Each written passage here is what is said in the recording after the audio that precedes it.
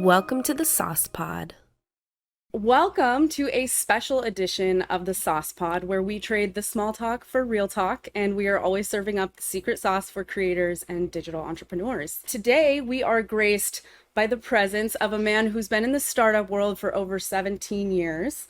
He's a marketing pro, an audience builder, an AI power user, the one and only Rob Lennon. And if you've ever scrolled through the platform formerly known as Twitter, that's what we're calling it now, and stumbled upon any non-bro AI business tips, chances are you've probably come across Rob. He's got a whopping 50,000 plus followers gained in just your first 6 months on the platform. X also isn't your only playground, Rob. A 47-time, is this right? The 47 times Yeah. self-published author with over 1 million page reads on Amazon. And if you're wondering how he manages to churn out so much content, you've probably got a system for it, is what I'm guessing. And maybe some help from AI, because Rob is also the genius behind the AI Content Reactor, a system that's changing the game for creating content using AI. And then beyond the digital chops, Rob is also an international speaker, sharing insights on writing, business, and mental mastery. He's the brain behind the popular audience building course 0 to 10K. He's been coaching high-profile founders and execs on the art of social growth. And if you're curious what happens when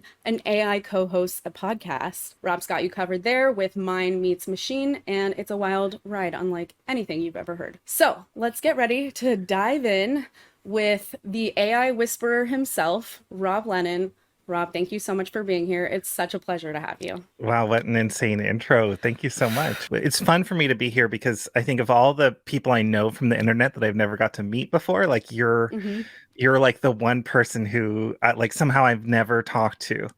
And now we get to do it in front of everybody. Yeah, we're just saying, fuck it, let's do it live. And we are. I know that you personally do so much. You have your hand in so many different areas, from building and launching courses, always consistently showing up to your online communities. You're also researching and synthesizing and building things with AI. How do you personally introduce yourself to people in this space or in real life?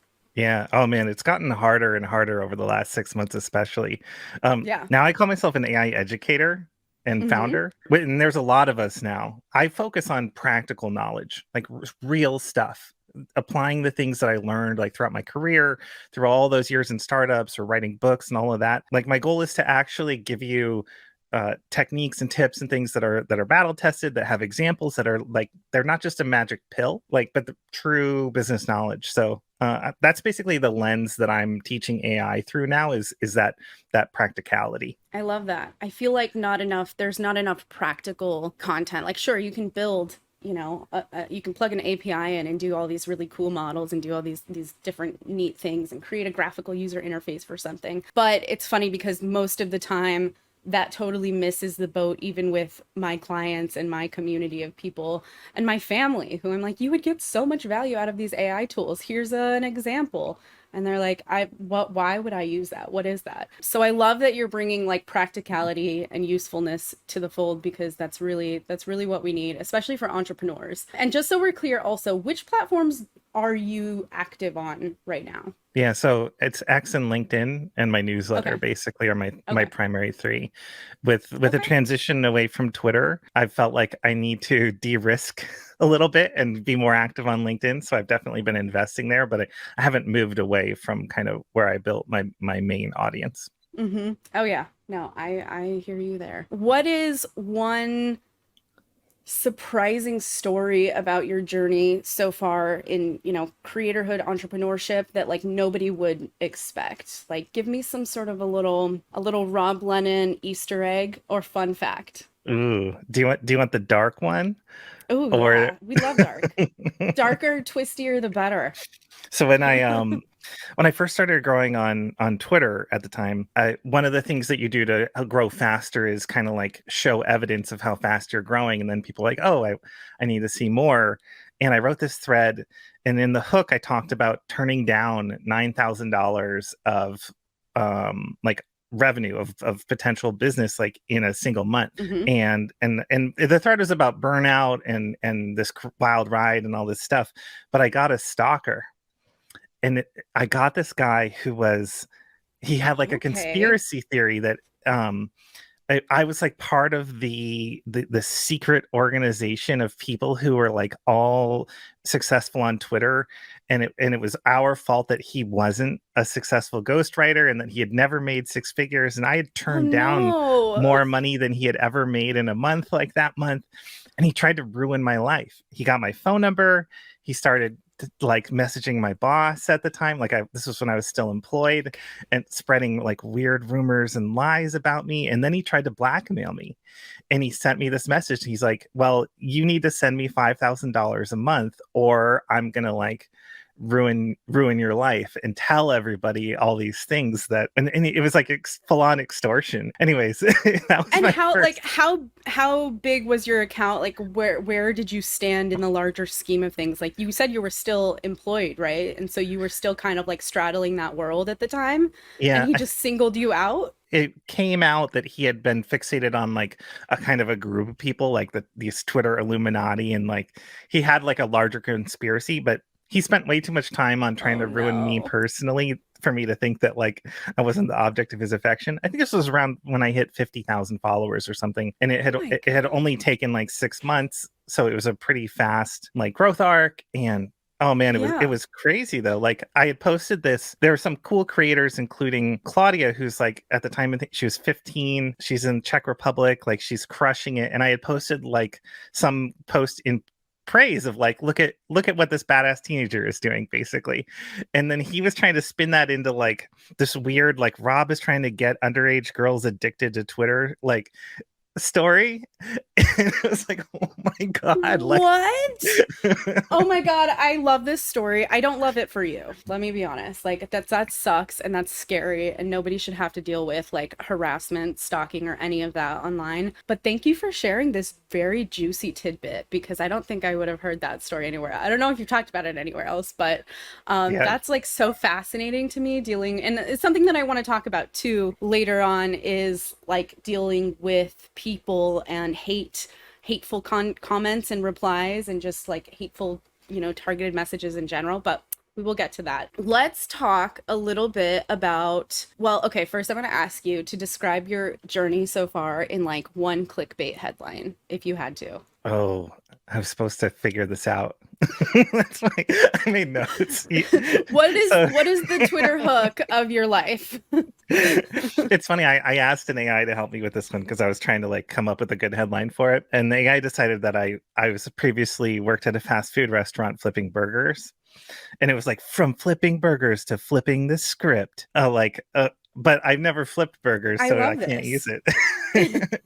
But I mean, the big clickbait is like from a full-time employee to a 500,000 in revenue in under a year in my own business. Like whatever the clickbait version of That's betting on awesome. yourself and basically like 3xing approximately like your salary in your own business. And Mm-hmm. like that's the journey that I've been on in the last like 12 months or Mm-hmm. so. So it's really just insane transformation. Paid off all my debt, like did all these things changed for me in just this rapid succession when I Mm-hmm. was able to go full like all in on myself. So I want to hear that story. I want to dive into the story of like how you, and you don't have to give me the full, hour long fireside chat that it would probably take, I'm sure, but like, what is the elevator pitch of started from here and now we're here? Yeah, so around what would it have been May last year or so, I was working at Maven, which is this platform for online cohort-based courses, like live courses with genuine experts.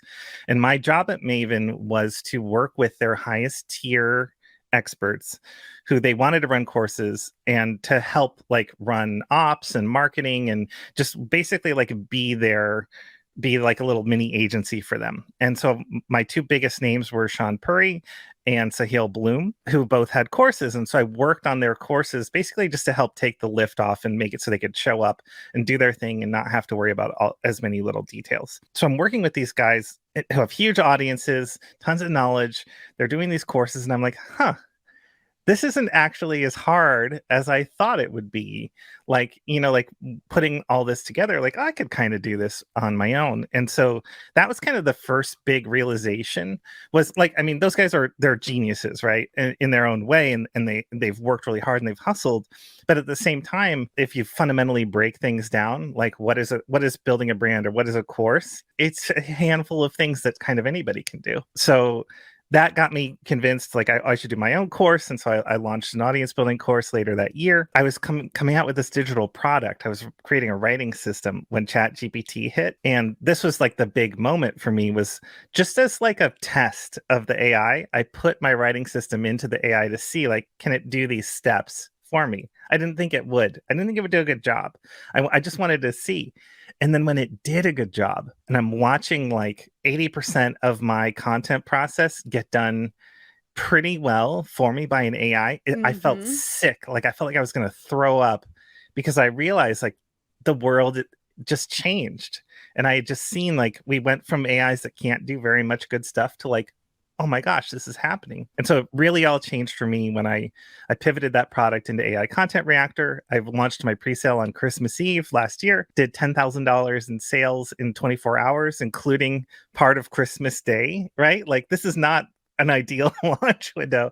And that's when I went, oh, I guess I'm an AI influencer now. And I like, this is my thing. Like I'd be silly not to pursue this more. What is a job that you've had like throughout any point in this journey? A job, a gig, a project, or even like even creating, being on, Twitter or any of these platforms. What is a job that you have that would surprise people? Ooh, well, my first Or maybe job. like even the most shocking or like unconventional thing. Oh, Job I know that you've had. I was going to talk about when I worked at a tuxedo rental shop, but that's boring compared to this. I love that though. You have good stories, Rob. I see you. You can't tell as much because I put on some weight, but I used to be a go-go dancer at nightclubs in San Francisco, like up on a box, wearing booty shorts. What? Working it. Is this real? Are you telling me a fib right now? No, it's totally real. And one of the clubs that I worked at was called Meat, and it was an industrial like dance party, like industrial music, and themed around meat, like meat and blood. And there were like MEAT.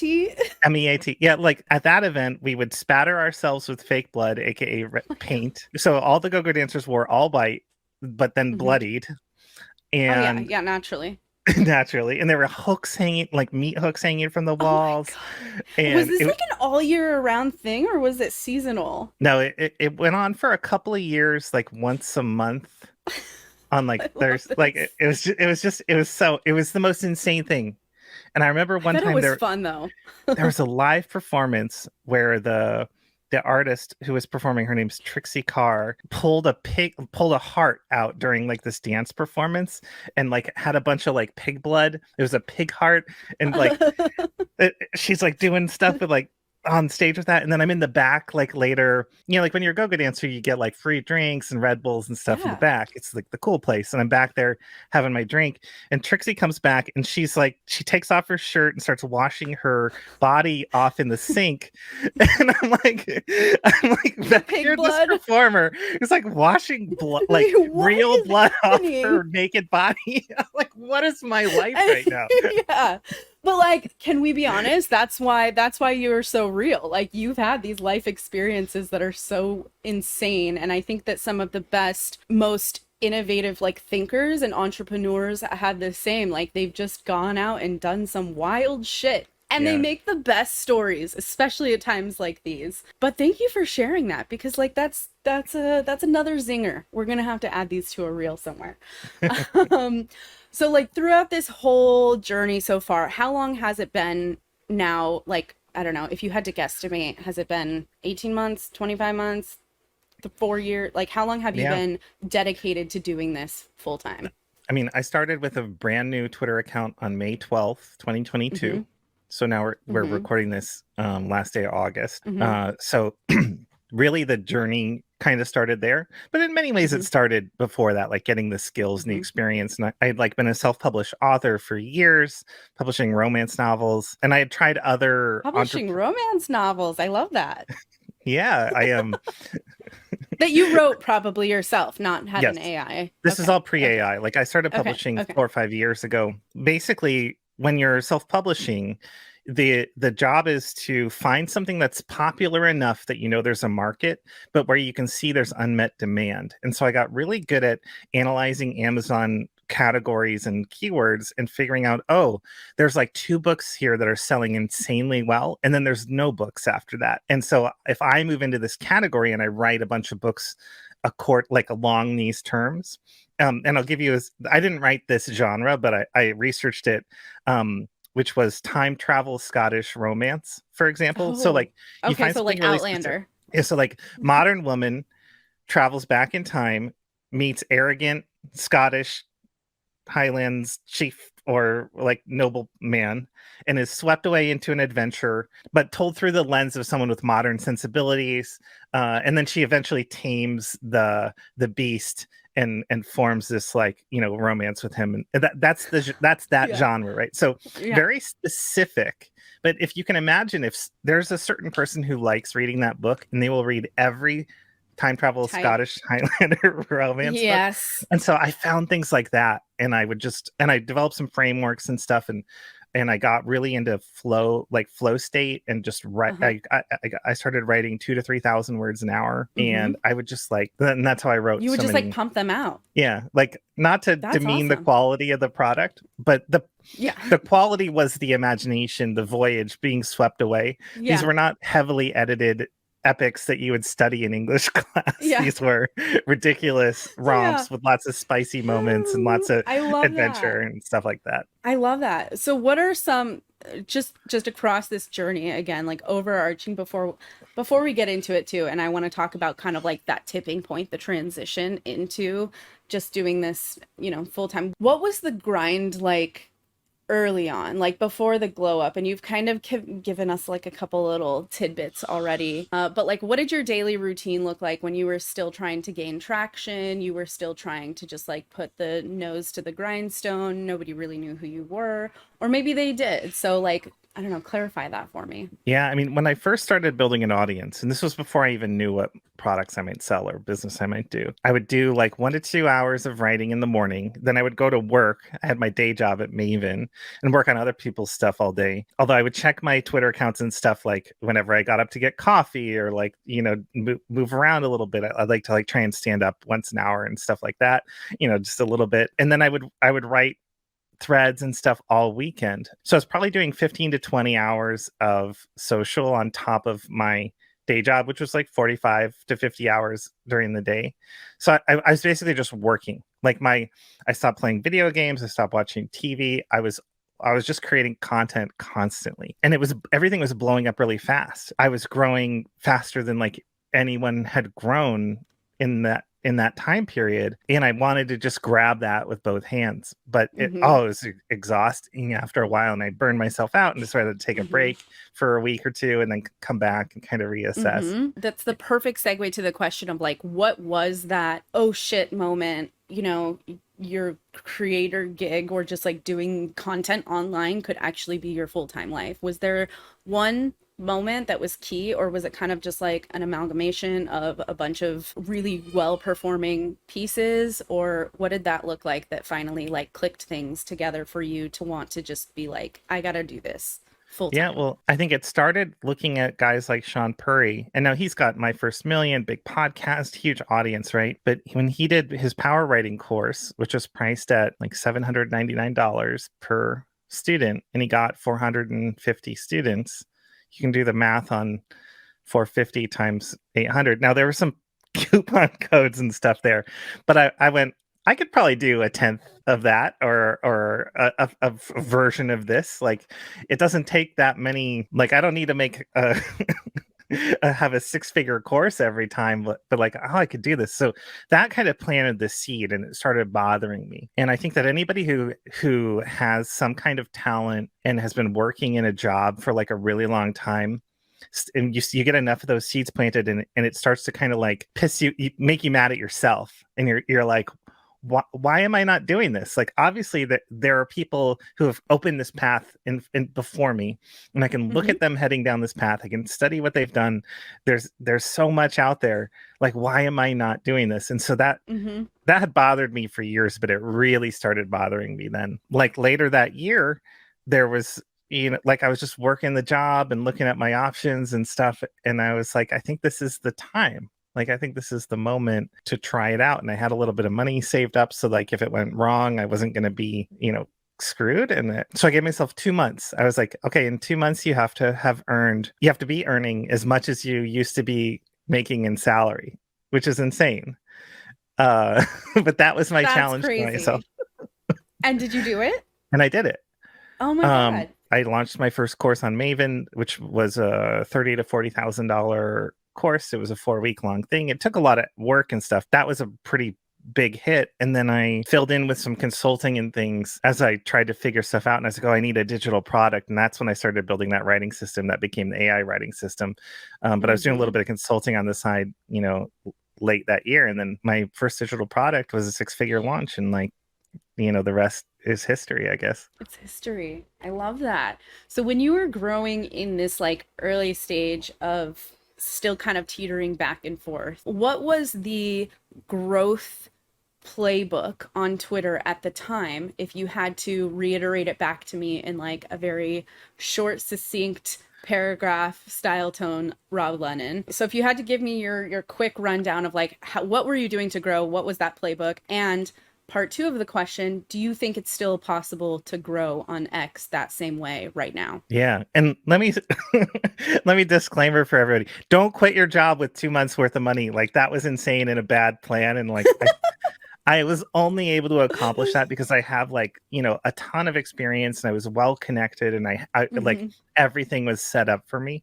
Don't, Mm-hmm. like, that was insane. It doesn't work like that. Um, okay. You So have to be ballsy as fuck to do that, and I love that. So it's like two steps ahead of me though. I left my full-time job without having anything lined up other than some freelance work. I didn't even know that like personal branding was something that I could take on. So I was just yeah. like, well, we'll figure it out. And then that's when I stumbled into like Twitter. I thought, maybe I should probably pay attention to like what's going on social media if I want to get work. And then that's where I like discovered you in this whole world of like opportunity of these creators kind of building and posting. And I saw threads were going viral. People were responding to things. People were like just skyrocketing in growth. And I was just like kind of watching, like the Michael Jackson gif of like eating the popcorn on the sidelines, just trying to like get the feel of the pulse of this space that's just buzzing right now. And then, of course, things transitioned into AI. But I want to know, like, yeah, did you have sort of like a playbook or, Yeah.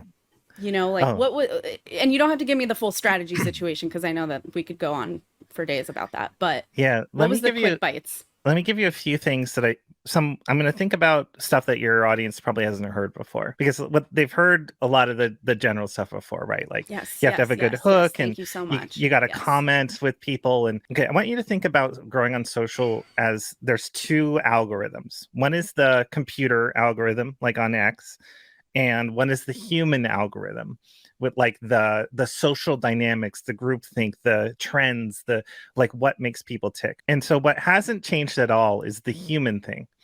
Humans are still creatures that crave certain things, and on social, a lot of it comes down to that dopamine hit, that like, what's that quick good feeling I get? And you get dopamine hits from tons of different things, from entertainment, from learning, from aspirations, and feeling motivated, and like feeling like, oh, I can do something. And so there's all sorts of different kinds of content that you can create that give people that buzz. But a lot of it comes down to like brevity and value, and how do you deliver it, and how do you package it in a way that makes the person realize the value that they're getting. And then you have the other side, which is like the actual algorithm. And I think that this is where most people spend too much time thinking about it without thinking about the humans enough. Because if the humans are engaging with your content and loving it, the algorithm's going to love it. Like, what is every social media content or social media platform want more of? Daily active users, like signups, people who are happy, people who are enjoying themselves, community, like all of those things. That's all the human side. But at the time, there were some special factors in the algorithm that enabled me to grow really fast that don't exist in the same form today. And they were already on the decline. Like a year before I got on Twitter, you could write a thread and go viral and gain like 10,000 followers in a day. And people were doing this all over the place. And it was like insane. When I joined, they had kind of tampered that down. It was harder to have these mega viral hits. And now the X algorithm has a few like interesting constraints where like the For You page design and trying to kind of like take that TikTok model of, I don't know, showing people like being stronger in the recommendations. And then the other thing that I've noticed is they have a special word for it, but it's like basically you get assigned to a group, like a clique on X, and X shows people in that group each other's content more. And what happened to me was that I used to be in a group of like entrepreneurs and copywriters and like a certain group. It was big and there was people with money and stuff like that. And when I started writing about AI, it put me in a different group. It put me in like the AI on AI Twitter. Now I don't have access to the people as easily that I used to write for. And it's like I'm out actually creating content for entrepreneurs and I'm creating content for creators. I'm not really creating AI content for AI guys who already know all this or who think they know all this stuff. I want to create stuff for real business people. And so now I'm like fighting the algorithm, trying to get my other audience back. So there's weirdness like that. And I've just noticed that it's a lot harder to like hit a home run and go viral because you're like in your clique now. And so the question that I think we all should be asking as we're building our audiences on X is, how do I expand the group that this platform thinks that I'm in? And and so the answer is things like, what are the topics and keywords that you're writing about? But it's also like, who do you engage with? Mm-hmm. And it's going to show you the people in your group and you're going to engage with them because those are the people in the app it's showing you, and create this cycle. If you want to open that group up, you have to proactively go out and engage with people that it's not showing you. And so now we're having to like fight against the algorithm. And so there's still a lot there that I haven't figured out, but it definitely feels like a harder game to play. 100%. Noticing so much of the same. And it's just been, I start to think of Twitter as just my X, as just my playground to like fuck around in at this point. And it's like, you know, because it's funny because like even a lot of my own personal clients are not on Twitter. They're on LinkedIn, and LinkedIn is just really hard. I don't want to touch it with a 10-foot pole. But to your point, it's a beast out there right now, and I've stopped trying to fight it and just really giving like my heart and soul and the thoughts across my brain into the platform. And that's been like, I'll probably double back on that strategy at some point over the next few weeks. But it's really like, I think reassuring, or maybe like validating is the right word, that, you know, it's not a thing that happens just per chance or by accident. And it's something that a lot of like my audience have questions about too, is like, well, how can I just get that one viral hit? And I think that the missing puzzle piece for so many is that it's a slow burn over a period of time. In some cases, yes, you can leverage the tools and the access that you have and knowledge of the algorithm to kind of like bolster that. But foundationally, like it's strategic, it's calculated. You're talking about like the sort of circles and the niches that these platforms will put you in. And I think it's a genius way to think about it, but it also just shows that there's so many more layers to it than just like, let me go throw something up online and get a quick hit. That's what the meme pages seem to be doing. In my audience growth course, I would talk about this idea of a rubber band. When the rubber band is slack, that's your normal audience. So it's like your normal audience is about this big. And if you want to grow more quickly, you want to think about, how do I stretch my rubber band out so that other people who are adjacent to the things that I usually talk about might find value or have access to this. And so we kind of stretch and we come back, and we stretch and we come back. Because when we stretch, the value of the post or the content tends to be diminished. It's more generalized. But it's also more relatable. Like it's usually easier or more basic, but then it's also more accessible. And so too much of that, and you come off as being, you know, super basic and not that valuable, not that interesting of a follow.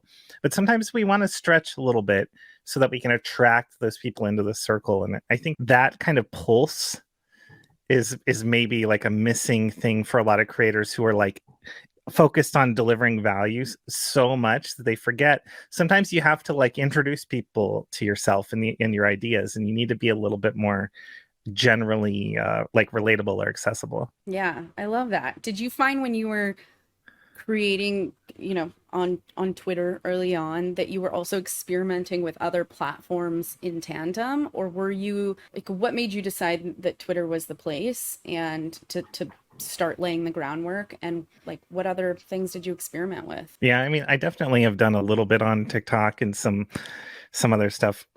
I started on Twitter because I was working with Sahil Bloom and Blake Burge on their audience building course that they eventually like shut down. And the only reason I felt comfortable doing my own was I asked them, like, is it okay if I could do a version, like my own version of this, my own content and stuff. But it's kind of funny. I never intended to be a Twitter influencer.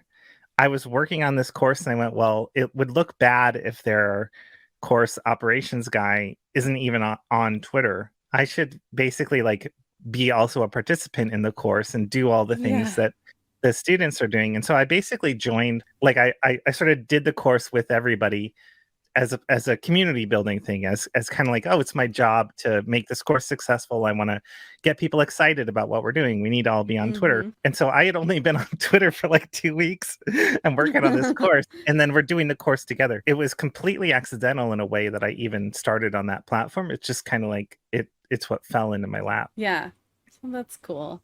So, were you like in the early days up until maybe the point where actually, no, you know what? Let's navigate away from early days and let's just talk about like in general, big partnerships or collabs. Have you experienced that world of sponsors, partners, collaborations? Mainly talking about like with brands that are ideally monetized. And if so, what has been your experience like? Has there been any one big break that you're like, this is such a cool partnership or this is such a cool sponsor? Yeah, I want to explore that. Yeah. So as an AI influencer, I get like one DM a day on average of someone being like, hey, we have an AI tool that does this. Mm-hmm. It would be awesome if you checked it out and gave us feedback. And it's so Yeah. annoying to the point where I want to like give them an option to like buy an hour of my time to actually look at their tool. Cause I'm just like, I don't Yeah. have time. And every time I do, it tends to suck. Like whatever the Yeah. tool is, I'm like, oh, this is just Chat Yeah. GPT with a wrapper on it. Like, why are you wasting my time? So I decided I'm not taking any of these sponsorships. I'm not comfortable recommending stuff that I don't like, that I don't use. So Mm-hmm. I decided to flip it. And I went, I'm going to make a list of my top 5 companies and I'm going to try and make contact with them and see if they will sponsor me, so, to basically to justify me talking more about the stuff that I actually love and use and want to talk about. I've got one going now and another one is maybe even going to launch this week. So the one going was this platform Magic ML. It's like a no code advanced AI agent builder. And it's where I've been doing a lot of work and research. And I think it's going to be the next big thing, kind of like Bubble.io, but for AI. And I Okay. basically begged them, pay me some money because I want to talk about what you guys are doing more, but like financially, it doesn't make any sense for me to like spend my time putting together really detailed content and tutorials and stuff around this thing that's like it's still in wait. Most people are still on the wait list. Like you can't even get in. Like I'm only in because I'm an AI influencer. Like it just doesn't make financial sense to me. And I convinced them to kind of let me be an evangelist. Oh, I And love that. and so that's the route I took. And the other one is a technology that's integral in my podcast and something that I've worked with a lot. And it looks like we're going to have the same kind of thing where it's like, I just want to be a resident creator who makes all this stuff and shows people basically what I'm doing with these products, because it's not in my in the case of this other company, it's not really in my best interest to give away my secret sauce, speaking of Mm-hmm. the sauce, Mm-hmm. for free, because it's like some of this is a little bit of my competitive advantage and my knowledge and my consulting and like Yeah, um absolutely. but if you paid me a little bit, the economics of that change, right?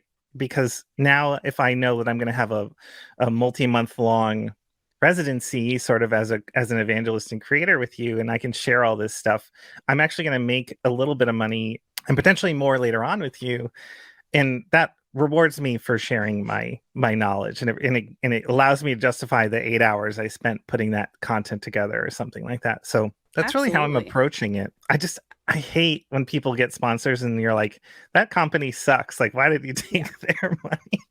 And the sponsorship post, the content around it is so like soulless Like, Yeah. that's one of my biggest gripes with content creators that I follow, mainly on YouTube, but you'll get those like, try this mattress. I'm like, I did, and it's horrible, and I hate it, and I hate you for telling me that I should try it. Yeah. But I want to circle back to like diversifying revenue streams and sort of like revenue model as it stands for you as an entrepreneur, as a solopreneur, really. But before we talk about that, I want to ask you about like scaling. And I feel like scaling your business, scaling your solopreneurship is such like a wormhole topic because there's so many approaches, so much different advice given. There's, you know, from like the C-level corporates down to like the bootstrappers. Everyone seems to like have an opinion on how to scale up. But for you personally, what were the first signs of or indicators of needing to invest back into your business to help scale it or grow it? And that could be in terms of like the tech, it could be in terms of expanding a team or hiring additional support. So curious what scaling looks like for you. Yeah. And it's so hard because it's like, especially when you're used to doing everything yourself by hand, and then you realize you can't. I'm still not very good at parts of the scaling process. But so if we take Content Reactor as an example, I launched this course. In my launch, I get hundreds, and now I have over 2,000 people who have gone through the course, and all the custom invoices that those people need, and all of the like random little things, and all the messages. Once you hit a certain moment of success, and you go, I'm doing stuff that like has almost no value to my business other than it's like customer support or something like anybody could do this. And then you realize like, okay, we need to do something better. And so for me, it was like these breaking points because I don't like the idea of managing somebody. I don't have any employees. Like I don't have any VAs. I'm still just me. Like I don't want So to. you're truly just a DIYer, all you. And it's terrible. Or And I pretty much could all of it. I'd probably make twice as much money right now if I actually could give up some of that control. Like I'm really bad at delegating. I kind of need to hire a delegation coach or something. But like, so instead I tried to automate stuff because a friend of mine said, like, well, you need to write SOPs for your stuff and hire a VA. And I'm like, that sounds annoying. And he's like, look, an SOP is just like telling an AI what to do. It's like writing a prompt. And I'm like, oh, I know prompt engineering. Like I can do this. But that got me on this kick of like trying to automate parts of my business. And so now it's like I have a flow where if you want a custom receipt for my course, you go and you fill out a form and it goes into a thing and the AI like takes care of it. And dumb logic too takes care of it. Like it pulls your order and it puts in your stuff. And I started to want to do more of that to help me scale so that I could still have control over the full experience and know it was getting done. And it was a good, for me in particular, like this was like dog fooding because I think that the evolution of AI, like right now, AI is like prompt engineering. The next level of that is automation. So first level, I do a task with AI. Next one, AI automatically does a task. And then the last level is what I call automation, where not only does something happen automatically, but the AI gets to use judgment and decision making to decide what to do, and it just and it is creating its own task list. And so I wanted to explore that automation world more because that was fundamental to my business. So I feel like for people listening to this show, if you're like coaching a certain kind of person or if you're offering a certain kind of service, you might look at finding what are the ways that I need to scale my operation that align with my brand, my product, what I talk about, because that it turned into all this content and knowledge that now like people pay me to help them automate stuff. And it's like, I just went through this 6 months ago for my own business. And so like, I have a little bit of experience with it. So AI really is your co-pilot for automating most of this. AI is your VA. I'm sure that there's a joke in there somewhere. But that's okay. And so do you have plans to expand it? Like what would be your immediate next, if you had a salary allocated for somebody, what would be your first hire? Someone to manage a delegation coach. That. And I have really bad DM and email hygiene now because it's just overwhelming to me. And I get an insane amount of messages. I can't deal with it. When I have like 100 DMs, I just look at 0. And then I get people messaging me like, hey, did you get that DM? And it was actually like a message I wanted to get, but I didn't want to look at any of them. I need somebody to better like manage that because I get like multiple sales pitches every day, like people trying to sell me stuff. And I get a lot of like, it's still popular just to message creators using like this framework of like, you should just message big creators with like a nice message. And I get these like really fake nice messages from people a lot too. Where I'm like, Oh you sent this God, to they're like all 10 canned. people. Yeah. I get a lot of really nice, genuine stuff.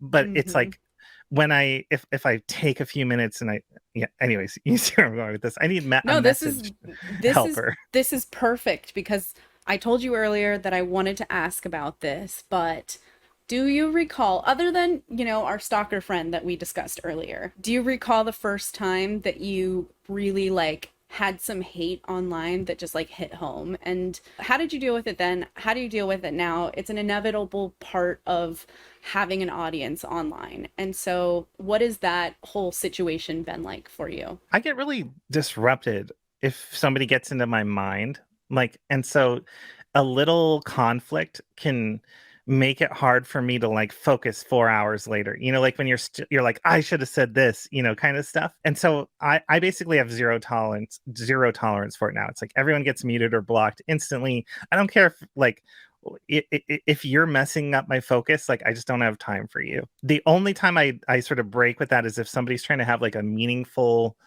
thoughtful conversation around a topic and Mm-hmm. they're obviously approaching it from a good place. But the Mm-hmm. second I get a comment where somebody is just kind of trying to troll me or something, I'm just like, I don't have time for this.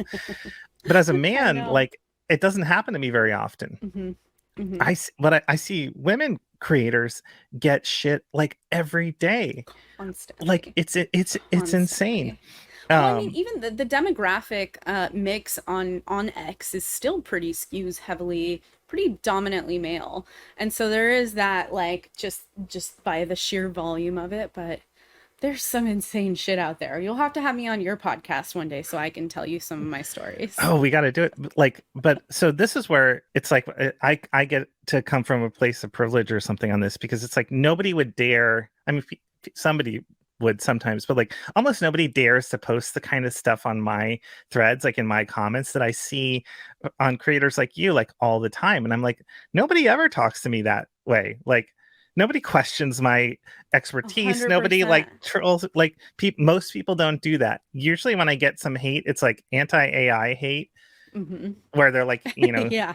it's people who feel like the AI is trained on everybody's data, and it's like it's stealing, and or it's going to ruin the world, or it's going to take my job. Like I get where that hate is coming from. Yeah, like I don't get a lot of the personalized stuff. Like I think that's probably what it comes down to. Like you could attack my content, or you could say that my point is wrong, but when people start getting personal about it and being like, you in Mm-hmm. particular are a bad person, or Yeah. you're dumb, or your ideas are dumb, like that's where it kind of gets. Yeah, that's where you draw the line and just, Matt Wolf taught me something. I interviewed him last week and he taught me something really funny. He said that he treats every tweet and YouTube video now as though it's like going on a stage and you're presenting. You have your like 20 minutes to present, and then you get off the stage, and then you have 20 minutes of like the audience rushing the stage, coming to you, asking questions, patting you on the back, saying great job, and then you walk out and you don't think about it again. That's when you put the whole thing on mute. That is the the strategy that I'm adopting these days, because it does come in big swells, I think, where overnight seemingly randos will hop into the DMs now more than ever. But I'm glad that it's not, it's not too inhibiting, because I'm the same way as you. I'm an empath, and I just like that shit just throws me off, and I have to like decompress from it. So I'm glad that Yeah. we're on the same level.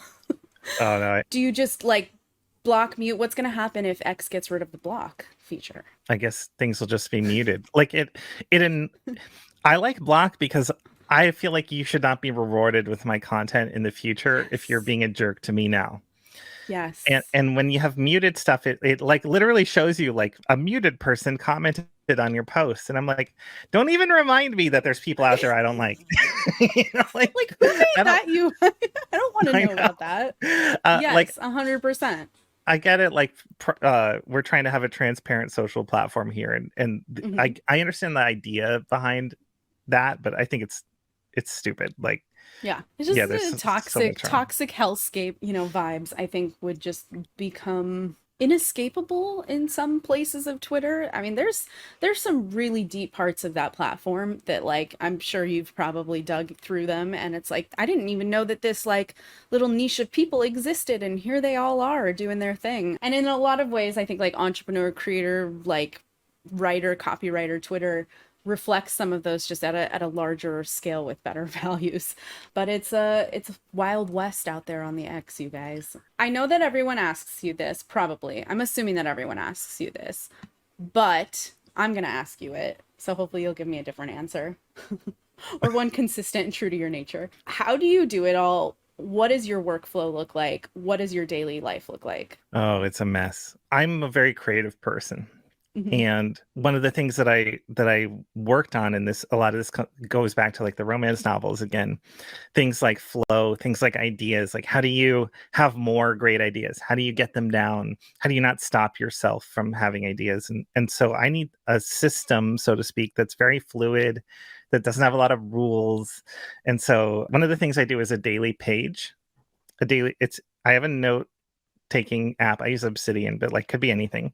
And instead of trying to put my notes, like give them titles and put them in folders and stuff, I just every day I have a page, and that's where all my notes and all my ideas and all my stuff from the day go. And then it gets processed a little bit eventually, and some things get routed into places. But like basically, I figured out that like I can't have a structure. I just need like a place to put everything, and then I'll put it there. And if I can't find something, I can just search through my daily pages and like find it. And I'll be like, oh, I was thinking about that around this month. Like I can figure it out. Or I'm very careful with keywords and stuff. I'll just know like I'm gonna search for this kind of word when I'm looking for this later, and I'll just throw random keywords. So like that's really where I do a lot of my work, is like on that daily Hmm. page. And then but my overall, like my day looks like it's like doing my social accounts and all the commenting and stuff. And then I try and have like one or two big projects for each day. So it's like today I'm going to draft my newsletter, and then the next day I'm going to edit it, or I'm going to create this content, or I'm going to do some research into this, or I'm going to do this AI build that I've been trying to do to experiment on. So usually there's about 3 hours of deep work in the morning on whatever like my big thing is, and then the afternoon is kind of just like me following my creative energy wherever it takes me, and being a horrible person and ignoring the 100 DM that I don't want to deal with. If you ignore them and you don't look at them, that also means that they don't exist. It does. It's It it's totally logic. does. I think that that's a new course for you in the future is thought process documentation because we could unravel that. I love it. Do you take handwritten notes or do you just use Obsidian? I used to do handwriting, and I actually like it. It slows you down, and you get a different quality of thought there. And when I used to Yes. write books and stuff, sometimes I would write by hand like my scene ideas and my character ideas and things, and such amazing stuff comes out by hand that you don't get on a computer. I haven't figured out how to like, I don't know, connect an iPad to Obsidian and like be able to write stuff and then have the text recognition happen. And one of the flows that I'm actually trying to set up now is to have an AI go back into my daily page and Hmm. do a process on it, extract tasks, get them into a place. And then I also have I have a prompt that takes ideas and then adds more genius level ideas to them. And so Hmm. I'm trying to work into this world where like I kind of have my AI assistant managing my tasks, and then sending me a message like every morning, like, hey, you had some great ideas yesterday. Let's expand on the top three ideas that you had a little bit. And I've kind of got this working now where like I have my little genius bot. Okay, I see you. So yeah, maybe that's the course though, is like a system for a certain type of creative person who wants to be organized and disorganized at the same time. Like how can Yeah.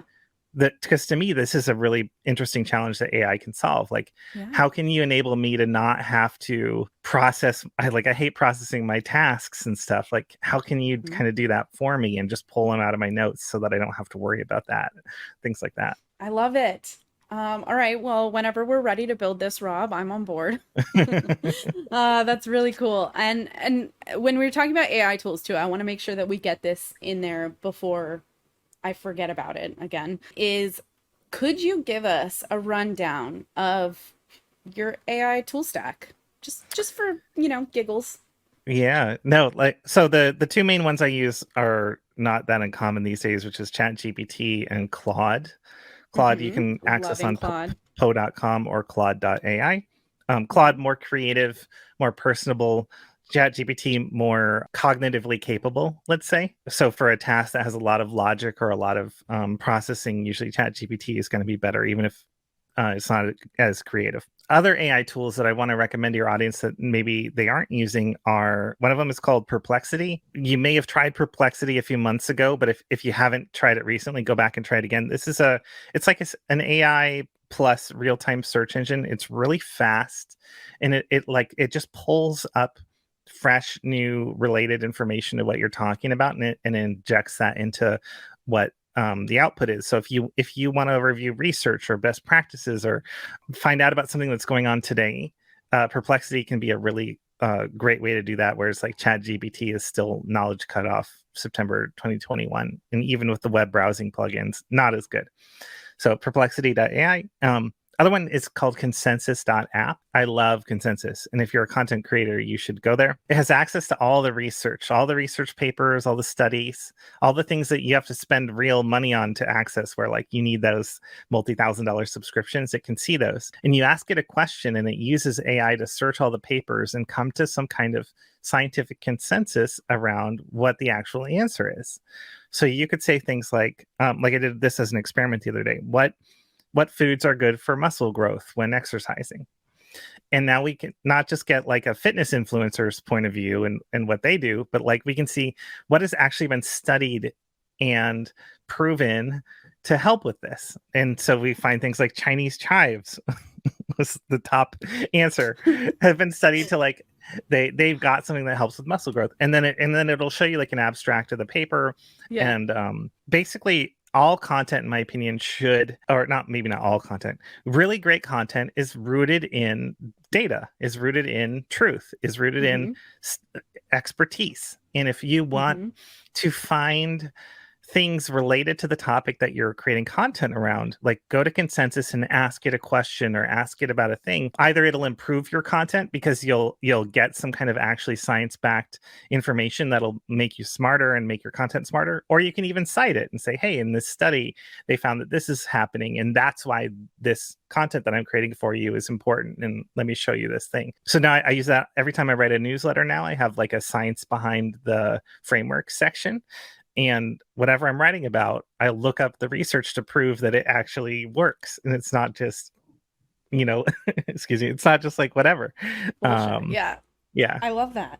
Do you dabble in image generation at all? Or are you mainly in the world of LLMs and generative on that side of things?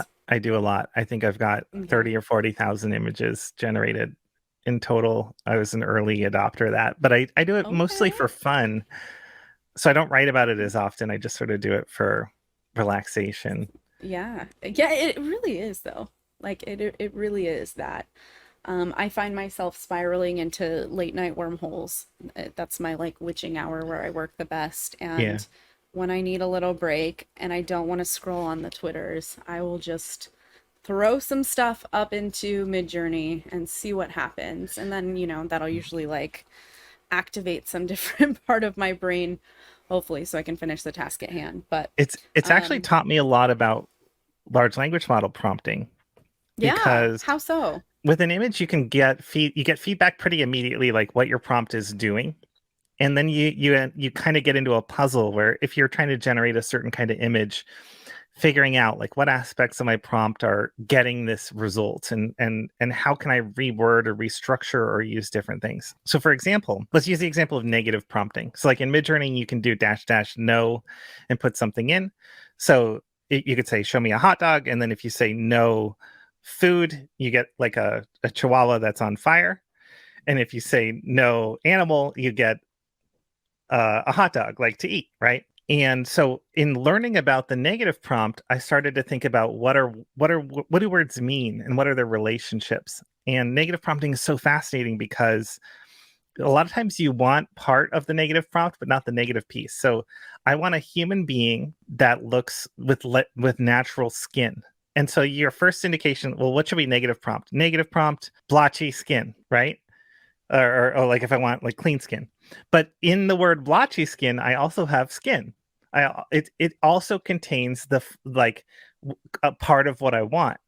And so it turns out that a better way to get like somebody with really nice looking skin or something is like no zombie, for example, or no toy, no Yeah. plastic. So synonyms almost like to narrow down, drill down, be more descriptive of the token specifically so that you're not negating, Yeah. right? The thing you want to be negative. So if you like, let's say you have a prompt that has a bunch of 3D modeling stuff in it and you're getting really CGI looking characters and you say no plastic, what it's actually doing is kind of pulling certain elements of the image away without pulling away ideas like skin. You want all the data related to real human skin in there if you want the skin to look natural.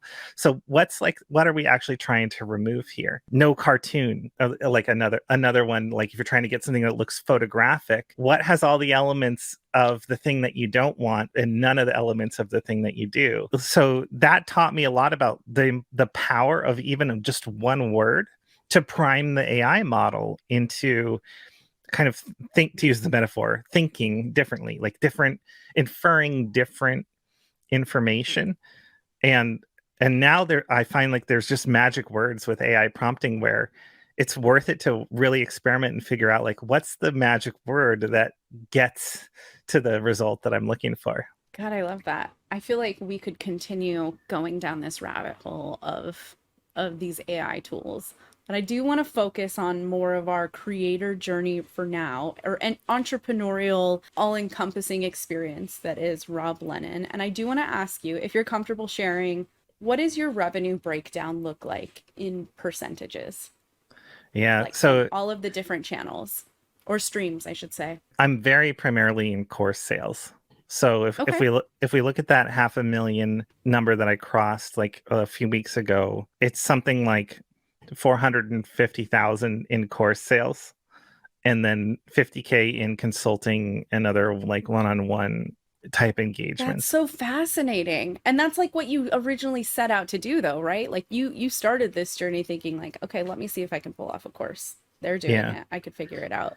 And that's really like the majority share of your revenue. I've talked to a lot of different, solopreneur creator types, and it's always such a broad mixed bag of Yeah. streams that ultimately level up. But that's fascinating. Yeah, and so very little affiliate. Like I played around a little bit with Yeah. that, but like I was saying, don't really want like sponsors that I don't care about. I do have now a little bit of sponsorship money, but it's I think we're still under 10K total in all the sponsorship money I've ever made. And yeah, the one-on-one engagements and stuff, like I'm working with a startup now to help them design a prototype that they're going to fundraise with of very specialized AI agent that they're building, a kind of an artificial coworker. Really cool stuff. And it's a great That's so contract, cool. but like it in a way, even though it's sort of a really nice amount of money for what it is, like a month's worth of work, it's nothing compared to a six-figure course, right? And Mm-hmm. Mm-hmm. that's something that continues to sell over time, like not just during launch. And it's like I just updated Content Reactor in July, and then you get a big boost like when you do those kinds of things. And yeah, I love the info product game, but it can, Mm-hmm. or I will say, it's more sporadic though. You end up kind of in this world of like, where's the money going to come from next time? And I am a little jealous of the creators who have subscriptions or sponsorships or certain things, newsletter sponsors, recurring diversified revenue, because I definitely have had low, like big months and low months, and that's stressful to go from like a 6-figure month to a 4-figure month, you know. Like Mm-hmm. it's a big Mm-hmm. difference. Absolutely. So there's like I think like you're obviously thinking like so far ahead in it as well. Like you have vast experience and knowledge, and you've literally done it, become one of the fastest growing creators, entrepreneur. Do you like when people call you a creator, by the way? Some people really get turned off by it. I don't know if uh, that's I don't you even don't know care. what Okay. I I don't know what I am anymore. Like I'm We'll not roll the tape back. uh I what I don't like is being called it. Well, I kind of like being called an influencer, but at the same time I don't. But Yeah. like it's because it's like what is that? What do What you is even that? do? Yes. Well, and like I think that a lot of people, the question that I want to get into is like the advice, it's the standard boilerplate question of like, what advice do you have?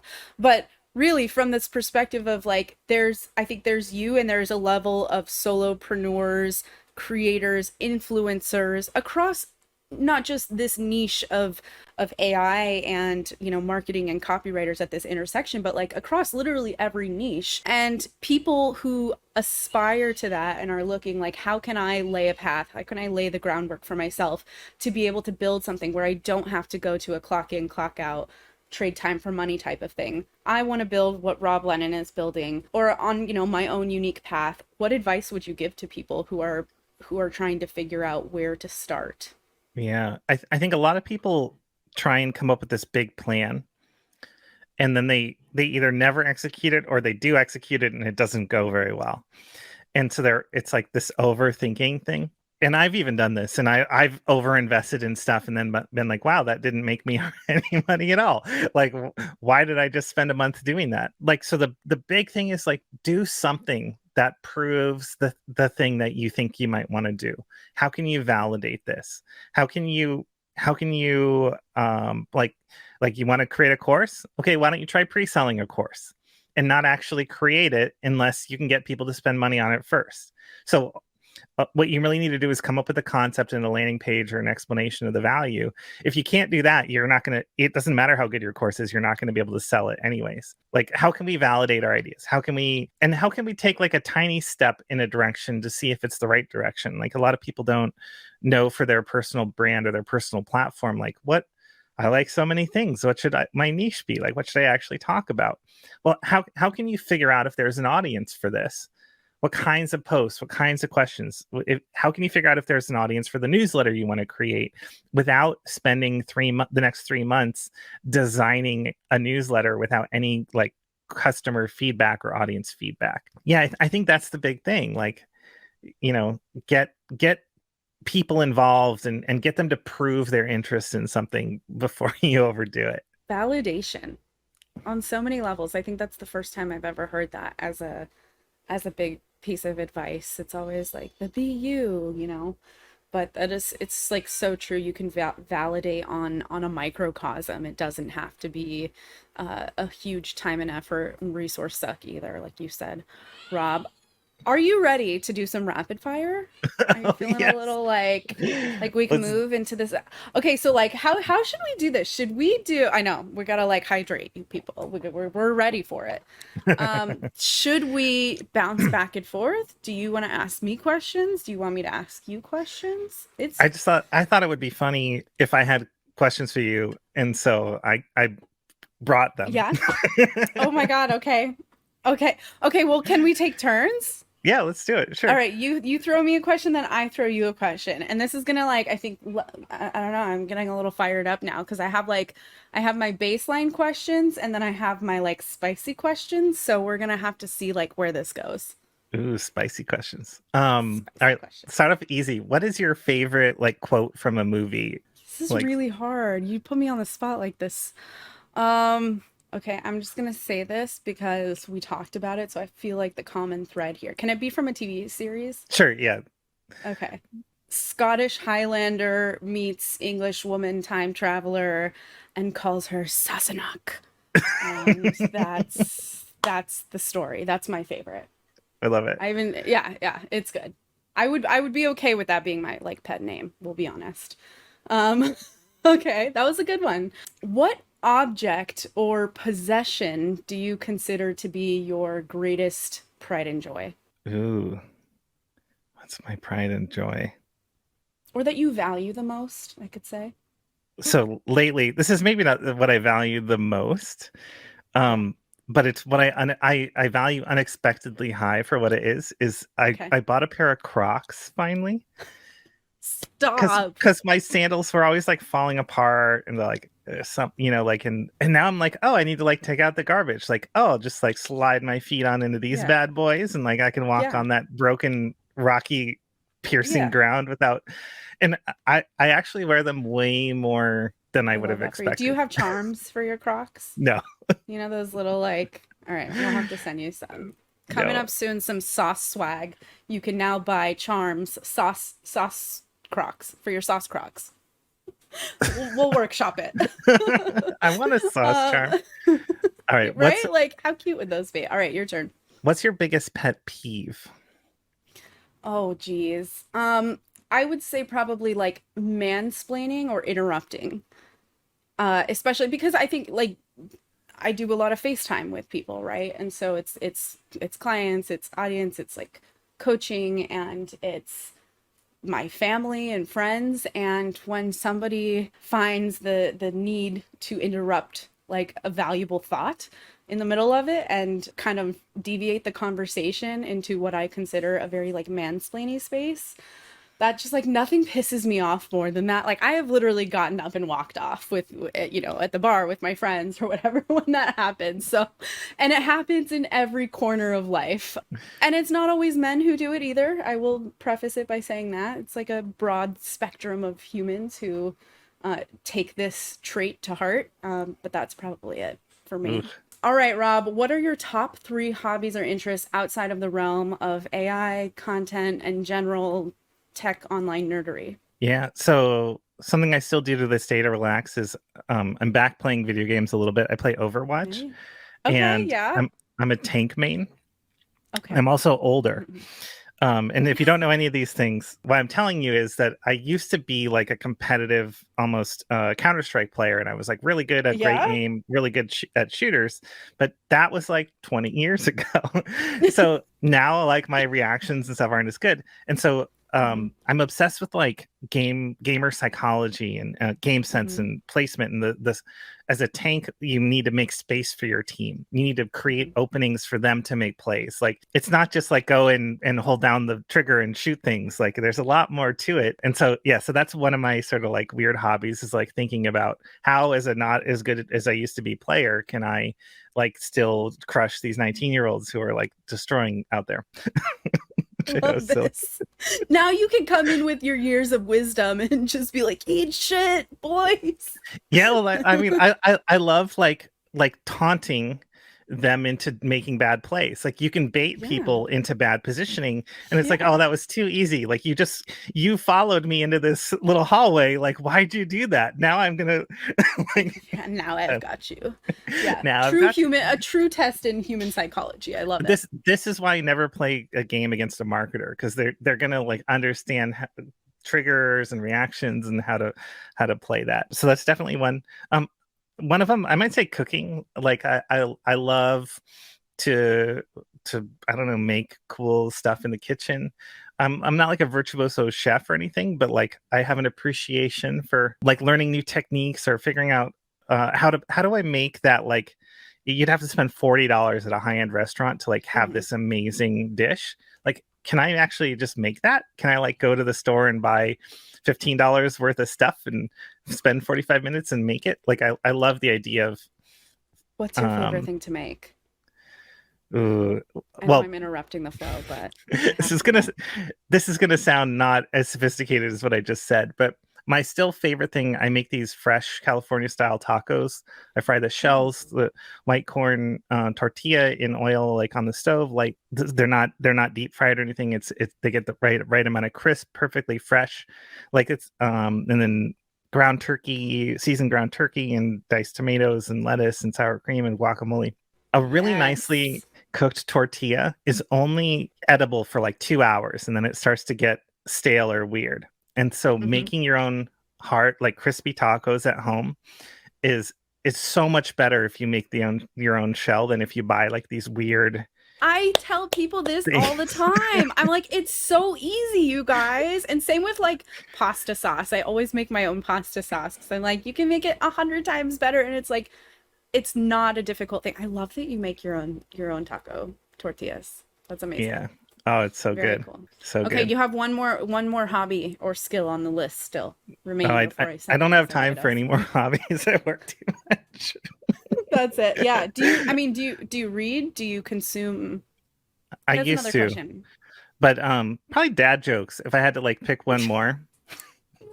My brain is always finding these stupid jokes and puns and stuff. And it really is like, it is at the level of hobby, I think, in terms of the amount of mental space and effort I put into it.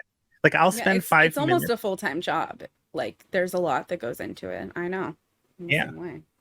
I will spend 5 minutes in a conversation when someone says something funny, just thinking about like how to, oh, I could twist this in so many ways. You're the Uh, one that has the comeback ready to go when they've already like walked halfway out the door. They're like, "Wait, what?" yeah. Like the thing you said. No, I love that. All right, I'll give you the question round so you can ask me. Oh, we're still doing questions. That's right. We're still doing it. We'll do a few more and then we'll wrap things. All right. Tell me about a useless talent that you have. Oh geez. So many. I make soap. It's not really useless actually. I would probably be really well off in like the apocalypse or as like a prepper. I don't prep, but like I have these like weird little skills like homemaking. It was always a dream for me. Like I was a horse girl, but I was also like, let's play Little House on the Prairie and figure out how to like just resource our way through this character arc that we're building right now. Yeah, that was me and my friends when we were 7 years old. And so it was always like, okay, how can I learn all these like weird little crafty tidbits of handiness, you could call it. And so I remember as a kid, I would like learn how to make butter. Like I looked it up, or I made my mom look it up on her, old school computer. Like, how do I make butter? And made butter as a kid, and then I figured out how to make soap. I mean, like the old school, Wow. like using like fats and oils and lye, like a very dangerous process. I also like lived kind of on a ranch growing up, and so we were constantly surrounded by things that I could find ways to like hack or rebuild. So those are mainly my useless talents, but they're not as useless. They're useless for me now living in New York City. Like when am I gonna go need to like make my own butter? But like, these like weird little, yeah. That was a really good question. I like it. Thank you. Um, can I'm I really ask good at. you the same question? Oh, I was gonna jump in because I love this Yeah. useless talent. I'm really good at killing houseflies with my bare hands. Yeah? Do you have like a Um, strike record? I have a strategy. Like, oh, I can kill any Okay. housefly. Okay, what's And your strategy? so what I do is I move very slowly, extremely slowly. And when the fly lands, I will come up near it with a finger that is like chambered to flick it. And I will like very slowly and non-threateningly move in. And then when I get close enough, I will flick it and bash So the it's a fly across the room. flick. And That's the this, key. and yeah, It's and not this a will smash. no, because that's It's too much um pressure too and much surface wind. area. Yeah, Yeah. and like it sees it Yeah. coming, goes away. But the flick, you hit the fly goes flying and bounces off something and will be stunned for like 5 to 10 seconds before it gets back up again. And so you have to go find it and kill it before it like recovers from the flick. The flick isn't enough. Yeah. But I've gotten really good at like moving insanely slowly while a fly like Yeah. sits there. Yeah. Yeah, like you could probably use it as like a workout and do some yoga in between like flicking flies too. I like it. Yeah, you got to get like a chalkboard or like a whiteboard or something in your house where you're keeping score because that's today I learned and I'm so glad that I did. It's like that season anyways where the flies are coming in, fall is settling, like I'm ready to take on new strategies. Oh, you I got to do it. appreciate your knowledge. Yeah. I told you that, I'm like gonna let you know. I'm gonna report back to you and be like, it worked. I'm really obsessed with flow, like I was saying. And if there's a fly in my office and I'm like trying to concentrate and it's just like flying past my face and like in front of my screen, like I'm just like, oh, I will spend the next 20 Yeah, minutes hunting you and I will fixated. kill you. It's Yeah. like that episode of Breaking Bad. Did you ever watch that show? Yeah, but Break. I There's an I did. episode. There's one whole episode where all they do is hunt down a fly in the meth Oh, lab. yes. And if Yes. only they had known that, like, if only they had known Rob Lennon's hack for killing a fly at that time, like, I feel like that episode wouldn't have happened. But I feel you, it's easy to get fixated on these things. Little pests. All right, my question for you. Besides, again, and we keep going back to the stalker. I just can't help it. Something's pulling me there. Besides the stalker, what is the weirdest DM you've ever received? Or types of Oh. DMs, I should say. I mean, you don't get this kind of DM. I get DMs all the time from like an attractive Korean girl with no Uh-huh. followers who Uh-huh. is moving Uh-huh. to my town and wants a restaurant Oh yeah. recommendation. Mm-hmm. Do you I get do get those? those. I do get those. Yeah. I get those, or like, hey, can you text me on WhatsApp? Can you? Yeah. Yes. Hey, Mike, is this still your phone number? my, na- Yes. my name's not Mike. Yeah. Oh, sorry. What's your name? We can be friends. I love Yeah. playing with them. I don't get that many crazy DMs anymore. Hmm. I feel like when there was a stage in my creator journey where I was like new enough and small enough that people would send me insane stuff, Hmm. and now I can't remember like a lot of it Hmm. specifically. But then you get to a certain point, and people like treat you differently, Hmm. and It's like they have more respect, or they garner more respect, maybe at a certain point. yeah. So it's been a while. So no I, creepy old ladies rolling in saying like, Rob, I'm so oh, in love with you. I did have one woman want to have my babies. Oh So, yeah, that's fun. Okay. And so she I mean, just I slid don't right think in the she, DMs and made it out there. I don't think she. I think she was trying to show enthusiasm for my content, and that was like the first thing that came. I love this post so much. I want to have your babies. Like it just sort of what came to her, Yeah, but it did feel a just little bit casual. like. I mean, I don't know you yet. Like maybe we should. Like, let's slow things down, go buy my course first, and then we'll talk. I mean, yeah. If anybody wants to have my babies, they gotta buy my course. That's like Yeah. obvious. It's a prerequisite. Okay, sorry, I'll let you go, and then I'll have one more, and then we can talk, like, like next things you have coming up in life before we I'm wrap up. I'm just sad because there's a few people out there DMing creators and they're party makers for the crypto and NFT world. And, Yeah. and I haven't gotten the DM where they offer to like arrange orgies and bring in And like the tanks and parties. Yeah, yeah, y- yeah, yeah, y- yeah. Like I've got a guy, he has the helicopter. I yeah. know. It's becoming less and less about people who hold the Bored Apes NFTs and more of just seemingly everyone on the internet ever can get these types of parties going. It's a wild space. Thank God crypto is dying down. Yeah. What is like a trend that you wish would just die already? Could be a content trend or just, I don't know, Oh a fashion man. trend, pop A culture fashion trend. trend. It all comes out. A Are there human really behavior trend? I don't know. okay? I don't know if this is on trend, a trend, but people talking about themselves in the third person. Oh, Whenever I watch like a yeah. reality TV show or hear somebody be like, "Oh, Rob would never do that," and it's just like, no, don't, no, It's just so no. icky. It's an ick. It's an ick for sure. I get where you're coming from. Yeah. I'm ready for the NPC trend to die. I mean, to me, it's like a Black Mirror episode. It This is the is. dystopia where we love watching people self-humiliate and Yeah. like what will you do for money, and it's like that's the newest like weird fascination we have. Like look at how like I mean I think some of those people are having fun and they think it's cool and they like it and they like the Yeah. attention stuff, but at a There's fundamental some level it's weird ones. There's some ones that border on like, should I report this? Like yeah. in an are you okay type of way? Yeah, the internet's wild. And the things that people will put attention to are wild. Yeah, But but I could do out without the trend. it doesn't surprise me at all though. Like if we look at other things that people love, like I was mentioning reality TV or something, like Yeah. people willingly put themselves into a humiliating situation for some kind of reward, and we love it Hmm. because we're like, that's so humiliating, like, or that like that situation is so messed up, and yet this person chose to be there, and that's why we kind of like it. You know. Oh, you don't have to tell me twice. The Kardashians, like all of that drama, the housewives, I can't get enough of it, but for me that's my way of like turning off my brain at the end of the day and like zoning into some drama that's so palpably unrealistic and not applicable in any way, shape, or form to my Yeah. life. Getting absorbed in that, there's just something like kind of like a cathartic release that happens at the end of the day where I'm like, yeah, that's the hit. That's Yep. it. That's the spot.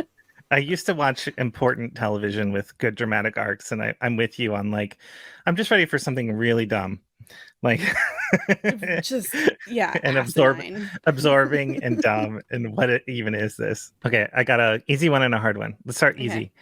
You have to replace your alarm with this animal noise. What animal sound is now your morning wake up alarm.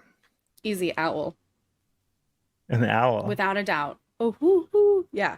Yeah, Like instant relaxation. I like it. Although it probably wouldn't get me up, but That's I the would still problem. prefer it. Yeah. Okay, let me go again then. If you must replace your hands with two objects for a day, you have to replace Mhm. each hand with an object. What would they be? I'm imagining it. It would definitely be like one of those pens that have a little squishy thingy on the end of it, so that you can use your screens. Basically, like Oh, that's smart. that's how ill I am. Yeah, so that like you can still access the touch screen. Because if I had like, I don't know, scissors or a remote as a hand, like I would be totally useless. At least with a little stylus, that's what they're called. Yeah, Maybe a little touch screen stylus, I might be able to get something done. like it. I don't know. And like there's so many like amazing things that I could probably use for this. Maybe like I was gonna say like a knife. That would be cool to just like make dinner one night with your hand as a knife. I don't know how realistic that would be for a whole day of working. I feel like you'd get yourself into trouble where you're like, Yeah. you'd reach for something and then stab a hole through an Yeah. accident. You're going to the bathroom. You're like, Oh oh no, shit, no. how does this happen? When I came up with this, I was like, a coffee cup would have to be one of my hands, but I But then could you have to not figure refill out. it. Yeah, so what happens when you drink your first coffee and then it's empty? This is what would happen. I would spend the Yeah. entire day like trying to carefully tip over a coffee pot, like While your other hand's a knife. yeah, stabbing. I did It would not go think this really through. well. I just thought it'd be That's great to have funny. a constant coffee cup. That's Yeah. all. Do you have like an overused cliche phrase or catchphrase or just sign off line or anything Mm. that you are guilty of saying that you now look at and you're like, This isn't the answer to this, but when I was working on podcast formats and videos and stuff, I was like, how do I introduce myself? Like, what's my favorite opener? And it turned out my Mhm. favorite opener was "What's up, guys," or like What's up, Rob Lennon guys? here. It was like Yeah. either "What's up, Smash guys" or that subscribe. Yeah. was yeah. So not a very good catchphrase. As a writer, Mhm. cliches are the enemy. And one of the Mhm. things that I learned when writing romance novels is like anything that you would write that you would like the reader would expect you to have written Mhm. is like less engaging. So you're always Mhm. you're always trying to come up with something unexpected in every scene. And there's nothing more expected and less unique than like a cliche. And Yeah. so anytime you find yourself writing like the very expected description, her heart was beating like a drum or something like that, Yeah. like you train that out of yourself because like people people roll their eyes and they would so Mhm. much rather anything other than that expression for that situation. So what's the antidote then? Throw it into Chat GPT and say, give me 10 other ways to communicate this without being cliche. Well, that's a bad idea, actually. I mean, it's not a Okay. terrible idea, but the essence of an AI is it's a prediction machine. And so even if you say, give me a unique and random way to express this, it's still going to come up with the most like what it thinks you want to hear. And it's still going to infer actually something more common. Like ask a bunch of AIs to generate a random number between 1 and 10, and like most of them will come up with 7, for example. It's not random. It's actually sort of like Really? predicting what you want. In order to get variety out of an AI, you have to give it more to work with. So I could say, I give me a different way to express this cliche, but then I like a lot of times I'll give it other criteria. Actually, give me 3 weird but interesting ways, 3 ways that are related to a historical event, 3 words that start with the letter A. Like I'll give it some kind of artificial constraints because Mhm. otherwise it'll just give me like another cliche. Like it'll just the most Yeah. expected answer is like the next thing Yeah. it's going to think of. I love that. I've been using a lot, and this has only been something I've done, I don't know, the last like 6 weeks in my workflow, but almost every time I'm using GPT or Claude, it's let me paste in existing context first of what I wanted to emulate. And I don't know if that's best practice or not, but I found that for me, the context is so much richer and the styling. Do you have any insight on that? It's a weird question, but So much insight, so many things. so many, all of the things. I mean, how do we even cover it? I think fundamentally what you're doing that's smart is that a lot of people will do like a 1 to 2 sentence description of what they want the AI to do and just let it do it with just that one sentence, and they get the most average basic results. And anything that you can do to provide context or examples or other information for it to process is going to like make that result less obvious, less average. It's going to force it to find more nuance. And so even if however you're doing this specifically isn't like the best practice that I would teach in my course, just the fact that you're doing anything, you're priming the AI to think about things in a completely unique and different and interesting way. And you're going to make it harder for her to for it to give you like an average Did and you boring just say result. her? I love that. It slipped. I as you guys Ruby. because Ruby, I'm in the process of creating the third version of Ruby. And I know I haven't published a new episode of my podcast lately, but she is very entity like lately. Yeah. And yeah, we could I love Ruby, by the way. I listen to how many episodes do you have out right now? Because I think I've only listened to 1 or 2. just the 3 right now. Created an artificial subconscious for her, and it has opened up a whole bag of worms of interesting design challenges and like emotional challenges, I think. It's fascinating. Are you using 11 Labs for the audio? Yes. Ruby is based on a human voice actor who I paid to license her voice. Okay. It was the weirdest conversation I ever had. Imagine cold emailing somebody and be like, hey, I'm a guy from the internet and I want to pay you some money to clone your voice and put it into this like girl that I have full control over, that I can make, say, or do anything I want.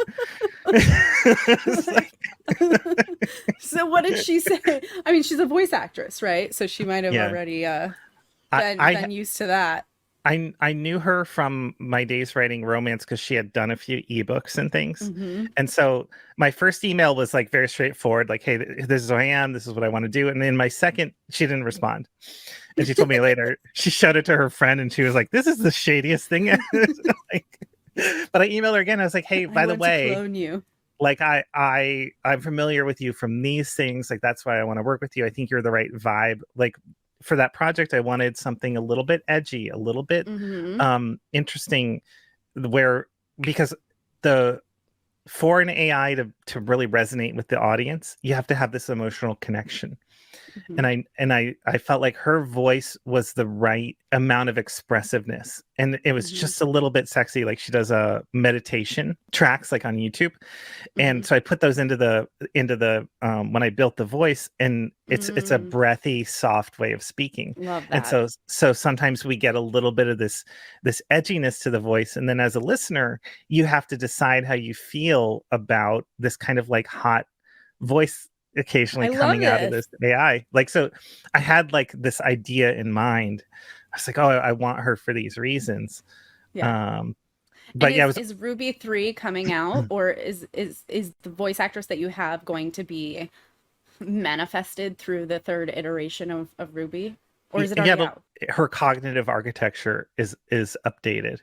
The original Ruby is kind of a straightforward 2-stepping prompt with a persistent memory. So it's like I'm transforming what she's saying into her voice and style and this heartfelt, charming, person. And then she remembers all the things that we talked about. But Ruby 3 has an underlying thinking process, has a internal monologue, and has asynchronous things running that are processing things and doing like, it's hard to explain. I need to God. The words don't even exist. The podcast. Explain it with Ruby. But the idea was that, like, as humans, we think about things and then we come to realizations, and then those things can come out later. And also, like, we process information and we grow over time and stuff like that. And so I started to build modules where it's like, how can she reflect on this conversation and update her own governing protocols accordingly to say, this is what my relationship is with Rob. This is how I feel about myself and my place in the world. And then after the next conversation, she could say, hey, in this, we shared this kind of moment. And now I feel this way about Rob. And I feel this way about my place in the world. Creating that has just been really kind of crazy how it all works. But it's like, I want her to be a character that evolves over time. And so how do I engineer that? That is so cool. I'm sure that there's so much frameworking and systematizing and just like strategic unpacking that goes on behind the scenes in order to bring something like this to the surface. And when you build an AI like this, you build pieces and you test them independent of each other, and then you put them together and you test them together, and because it's otherwise too complicated. There's too many moving parts if something doesn't work. And so it's like, I have things just to process her memories and bundle them together and make observations, and that's working. But it's like, then I combine this with her skills. I'm trying to give her like a dad joke skill, where she detects an opportunity to make a joke and then writes the joke and evaluates if it's funny. And then if so, she makes the joke. And which is a stupid slay. Do we need this? Probably Okay, not. Ruby. Every conversational skill like that she has then has to like detect some kind of intent in the conversation and some opportunity, and then run a specialized process where it's like, here I have some prompt engineering that teaches her to write a good joke and tell if it's funny, and then output that, and then work it back into the conversation without slowing the output down to a crawl. So she actually is going to think about this asynchronous to what we're talking about. And when the joke arrives, it'll be put back into her internal monologue, her thoughts, and then she can say it if she wants to. Like, it gets so complicated really fast. Yeah. Oh my God, I love this. What is the thing that you're working on next? Yeah, I mean, the big thing for me is I now have a set of info products that are pretty solid. I've got my newsletter going. Like, I've got all the pieces in place, but they're still disorganized. And I'm trying to consolidate them. Like, I have 3 courses, and like make the difference between them kind of more understandable. And I'm upgrading my middle tier course, which is like my prompt engineering masterclass. And so that's the next one getting the big update. But the lesson for you creators out there is, it's not always good to build another thing. Sometimes you need to take a look at what you've got and go, oh, this is kind of out of hand. There's a lot of stuff here. Like, it doesn't all make sense together. People don't know, should I buy this or buy this? Like, I have some debt to pay off before I can build new stuff. So my next big thing is actually like, it's going to be easier than ever to figure out how Rob can help you and what stuff he has to offer and why it's good. And I am improving a few things along the way, but I'm really in many ways doing cleanup right now for the last 6 to 9 months of moving really, really fast and hustling. And yeah, I got some. I love that. I mean, it's so important too, like, not to neglect that foundation, which I think is something that we see is very easy to do, that a lot of creators have done. I'm excited to see what you have coming on the horizon. What is a trend or something that you're really keeping a pulse on? Yeah, I mean, for me, and I alluded to this earlier, this evolution in AI from prompting and prompt engineering to automation to automation. And so I think that the next thing, at least in my area, is related to, like, not just the one-off uses of AI, but then how do we systematize this? How do we create a process around it? Or how do we create an AI that we can interact with whenever we need to do a certain thing that's more consistent and not just this one-off kind of way? To some people, the idea of automation doesn't sound very sexy. Like, oh, that doesn't sound like something I want. But what we do want is to be relieved of all the crap that we don't want to do. And so the next big trend that I kind of see is like people finding much better ways to relieve themselves of these burdens, because it's not actually that much of a relief to like paste the thing into Chat GPT and hit enter and like wait and then get an output and then copy that and put it back into your other thing and work it out. It's still too much work.